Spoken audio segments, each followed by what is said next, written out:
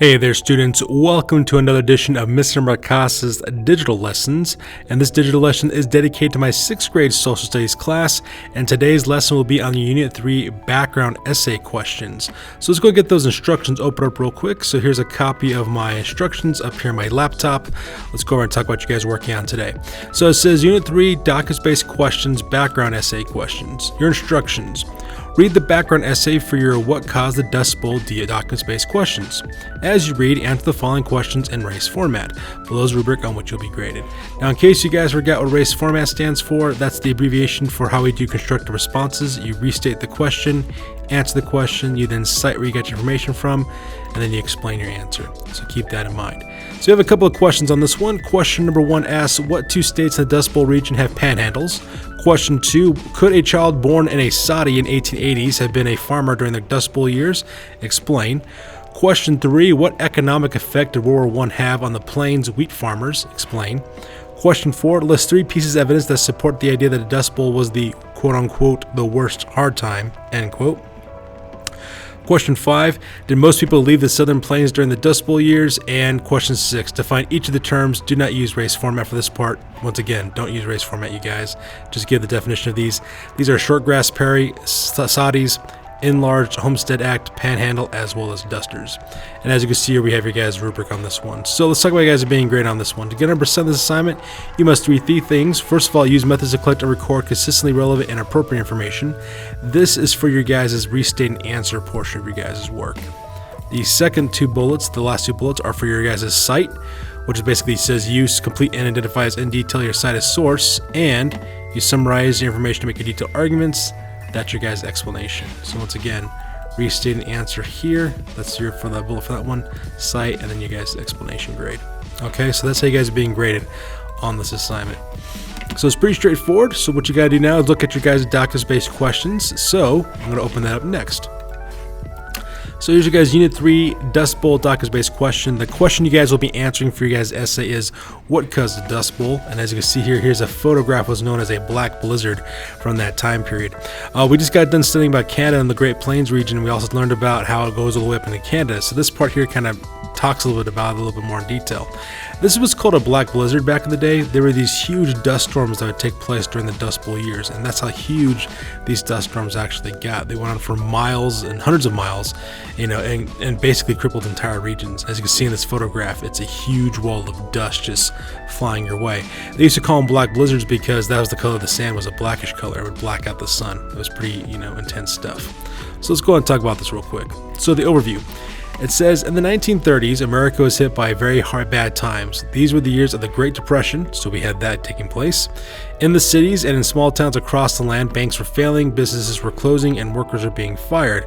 But in some ways, farmers were hit the hardest of all, and few farmers were hit harder than those in the southern Great Plains. This region has come to be known as the Dust Bowl. The question for this mini questions is, what caused the Dust Bowl tragedy? So not only were you having the Great Depression at the time, where there was 33% unemployment and everyone was poor and businesses were shutting down, then you had the Dust Bowl happen at exactly the same time, which is a huge ecological disaster that took place in the central plains of the United States. So it was, just one bad thing after another. People like to complain that the year 2020 was rough. They didn't live through the Dust Bowl and the Great Depression. So you guys will look at 5 documents. Documents A through E. Those are the various documents you guys will look at. But the document you guys are working on today is your background essay, which is this one. So let's go ahead and read this background essay real quick and get you guys started. So it says, on Thursday, April 18th, 1935, a huge black billowing cloud piled up on the western horizon. For Stratford, Texas, and thousands of farms and small towns, it was the arrival of another dust storm, one of more than 300 that would make an unwelcome visit in the southern Great Plains during the 1930s. For thousands of years, the southern plains were covered by short grass prairie and home to vast herds of 20 or 30 million buffalo. In more recent times, people arrived. First came the Apache, the Comanche, and the Kiowa. These are all Native American groups, by the way. Shortly after the Civil War, there came a few thousand cowboys and several million cattle, then became the farmer. The first farmers arrived in the 1880s. Word had gotten out back east that the southern Great Plains was good for wheat. Yes, rainfall was a bit spotty, but the land was cheaper than farmland in Arkansas or Illinois. Besides, it was said that rain would follow the plow. Good crops and clouds would form. With few trees for lumber, many of these early farmers lived in sadis. All right, these are houses made from earth and grass. Now, if you wonder what a sadi is, basically it's like a sod house is what it is. What they would do is they take a plow and they cut a chunk of sod out of the prairie, kind of like how you have sod today in your front lawns. What they do is they'd stack the stuff up to make walls and a roof and stuff. It was actually pretty ingenious for that time period. And so that's what people primarily lived in originally. A severe drought in the 1890s caused some farmers to move away, but then the federal government sweetened the pot. A new Enlarged Homestead Act was passed in 1909, offering 320 acres of land to anyone who could hang on for 3 years. Alright, so pretty much what it was that the government wanted this region to be settled, so they created a land grant system in order to attract settlers. The idea was that you would get 320 acres of land absolutely free if you lived there for 3 years, alright? So because of that, they wanted to generate interest in people living in this region. Thousands of new farm families took up the offer. In addition, the giant Zit Ranch on Texas Panhandle sold off much of its 3 million acres to spread to wannabe farmers. Wheat would replace cattle as the new king of the Southern Plains. Now, if you're wondering what a panhandle is, it looks like this. So, like, here's Texas, right? The Texas Panhandle is like that, all right?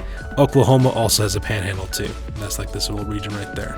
So, in case you're wondering what a panhandle is, that's what it talks about there, okay?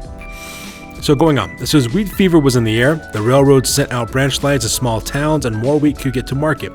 World War I, which brought so much pain to Europe, was good for the plains farmer. A hungry Europe bought Kansas wheat. Wheat that was sold for 93 cents at a bushel in 1914 was close to $2.50 in 1919. More families moved in. Small towns popped up like spring flowers. Boise City, out near the end of the Oklahoma Panhandle, sported a theater, a newspaper, a furniture store, a bank, and several cafes. But then trouble came. The Great Depression in the 1930s was the first blow. Unemployment back east made it harder to sell wheat. Sadly, the Depression did not come alone. What made life on the southern plains almost unbearable were the dust storms. In the middle of the 30s, these wind-driven dusters, which were basically dust storms, darkened the midday sky and carried off millions of tons of precious topsoil as far as Washington, D.C. and New York City. During the 1930s, more than 3 million plains settlers left their farms, some for town, some for a neighboring state, some for California. Many more, however, stayed put, covering their windows with a water-soaked sheet, eating jackrabbit stew at a kitchen table, where a eating cloth covered all the plates and drinking cups. What that basically means is that they used to put out a sheet over all their stuff so that way the dust wouldn't contaminate their food. Children died from breathing in the dust. They called this dust pneumonia. Writer Timothy Egan has titled his book on the Dust Bowl history as The Worst Hard Time. But what exactly happened to cause this worst hard time? Examine the documents that follow and do your best to answer the question before us: what caused the Dust Bowl? Alright, you guys, so for the rest of the day, what you guys are doing is reading this background essay, and you guys are working on your guys' background essay questions, which are located here. Remember, your guys' assignment will be due, so make sure you get those typed in your Google Docs and get those submitted by the original due date. That's good for this one, you guys. We will catch you guys next one. Peace out and stay classy.